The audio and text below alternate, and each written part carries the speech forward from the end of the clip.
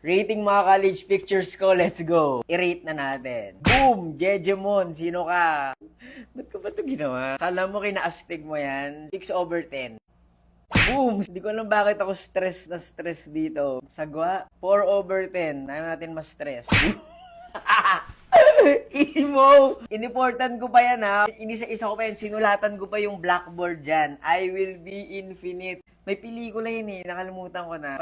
Payat to. Boom. Isang ubo na lang siya dyan. 7/10. Sa Enchanted Kingdom to. Photographer pa ako nan. Rumarakit na ako as photographer nung college. Grabe yung buhok ko ha. Ang gulo. 7/10. May ira din ako na nagsasalamin ako. Kala mo naman malabo mata. Pero ang gulo ng buhok ko dyan. Pero medyo cute naman ako dyan. 8/10. Ako nga pala si Buji at mahilig ako mag-storytime pero mahilig din ako mag-rate ng mga bagay-bagay. Kung di nyo pa ako fina-follow follow nyo na ako.